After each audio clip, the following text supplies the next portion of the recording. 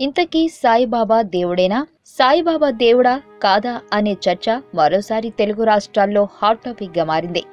సాయిబాబా దేవుడు కాదని, ఆయన్ని పూజించడం తగదు అని ద్వారకలో ఉన్న శారద పీఠాధిపతి స్వరూపానంద సరస్వతి తాజాగా వ్యాఖ్యానించడంతో ఈ వివాదం మరింత ముదిరింది.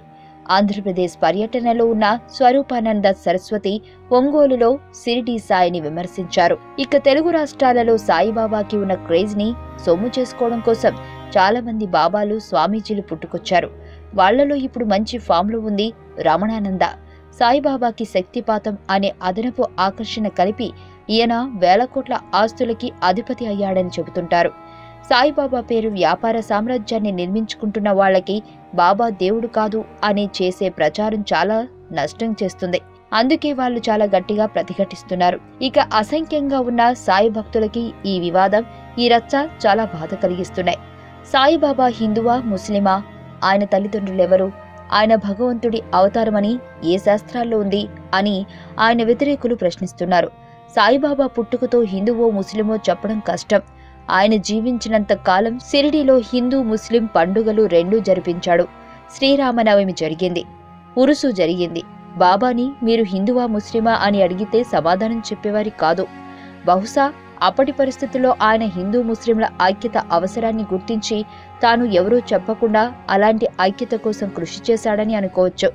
ఆయన పుట్టుక మనకి తెలియనంత మాత్రాన ఆయన దేవుడు కాదని లేదా దేవుడే అని చెప్పలేం. ఇక సనాతన ధర్మానికి సంబంధించిన అనేక శాస్త్రాలలో దేవుడు అంటే ఎవరు, ఎవరిని పూజించాలి అనే విషయంలో పుంఖానుపుంఖాలుగా వివరణలున్నాయి.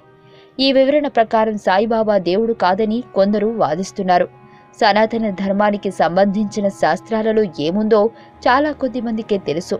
99.9% మంది హిందువులకి ఈ విషయాలు తెలియవు. పుట్టుక దగ్గర నుండి మరణం దాకా కొన్ని సంస్కారాలని నిర్వహించడం, కొందరు దేవుళ్లను పూజించడం మాత్రమే మెజారిటీ హిందువులు చేసే పని.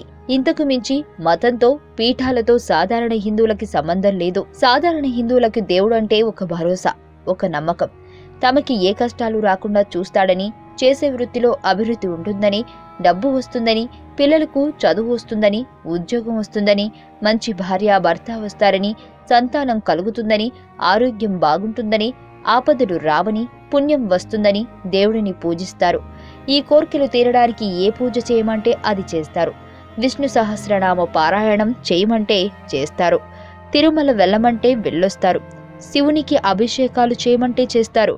కోరిన కోరికలు తీర్చే ఏ రాయి అయినా సాధారణ హిందువుల దృష్టిలో దేవుడే. ఈ క్రమంలో సాయిబాబాకి మొక్కమన్నా మొక్కుతారు, షిరిడీ వెళ్ళమన్నా వెళ్తారు. సాయిబాబాని నమ్ముకుంటే సమస్యలు తీరుతాయి, కోర్కెలు నెరవేరుతాయనే నమ్మకం ఈ మధ్యకాలంలో హిందువుల్లో బాగా పెరిగింది. ఈ నమ్మకాన్ని కాదనే హక్కు, ఆయన్ని పూజించవద్దు అనే హక్కు ఏ పీఠాధిపతులకు లేదు.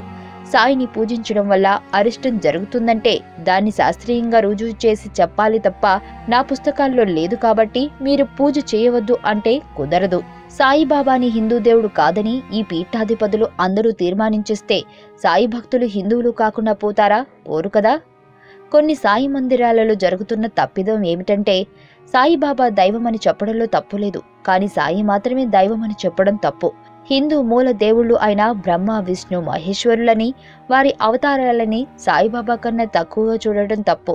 సాయిని వారి అవతారంగా భావించవచ్చు, కానీ ఆ విగ్రహాలని బాబా పాదాల ముందు పెట్టడం తప్పు. కావాలంటే సాయి ఆలయాలలో సాయిబాబాని మాత్రమే పూజించుకోవచ్చు. అందరూ దేవుళ్ళు కావాలి అనుకుంటే ఆ విగ్రహాలని గౌరవప్రదమైన స్థానాలలో ఉంచి పూజిస్తే తప్పులేదు. ఒక వ్యక్తి మరణించినా తన తాత, తండ్రి ఫోటోలని ఇంట్లో పెట్టుకోవాలి అనుకుంటే ఇద్దరి ఫోటోలు పక్కపక్కన పెడతారు, లేదా తాత ఫోటో కింద తండ్రి ఫోటో పెడతారు. అంతే తప్ప తండ్రి పాదాల దగ్గర తాత ఫోటో పెట్టరు. సాయి ఆలయాల్లో కూడా ఈ ప్రోటోకాల్ పాటించాలి. ఇంకొంతమంది దొంగ బాబాలు సాయిబాబాని పూజిస్తే ఇక మరే దేవుడిని పూజించకూడదని, ఇంట్లో సాయిబాబా పటం, బొమ్మ పెట్టుకుంటే ఇక ఏ దేవుడి బొమ్మ పెట్టకూడదని తప్పుడు ప్రచారం చేస్తున్నారు. అంటే సాయిని ఒక ప్రత్యేక మతంగా మార్చే ప్రయత్నం చేస్తున్నారు. దీన్ని పూర్తిగా ఖండించాలి. హిందూ మతంలో కలహించుకోవడానికి 1,00,000 కారణాలు దొరుకుతాయి. బొట్టు ఎలా పెట్టుకోవాలనే దగ్గర నుండి పుష్కర స్నానం ఎలా చేయాలి అనే దాకా ఎన్నో వివాదాలున్నాయి. ఇప్పుడు జరగాల్సింది అల్పమైన విషయాల మీద అసందర్భ చర్చలు కాదు, మొత్తంగా హిందూ మతానికి ముంచుకొస్తున్న ముప్పు గురించి. హిందూ మతంలోనే ఇంకా కొనసాగుతున్న కుల వివక్ష నిర్మూలన గురించి, హిందువుల మధ్య సకారాత్మక ఐక్యత పెంచడం గురించి చర్చ జరగాలి. పీఠాధిపతులు ఆ దిశగా ప్రయత్నం చేస్తారని ఆశిద్దాం. మీకు తెలియని మరిన్ని రహస్యాలను తెలుసుకోవాలనుకుంటున్నారా? అయితే సబ్స్క్రైబ్ చేయండి రహస్యవాణి.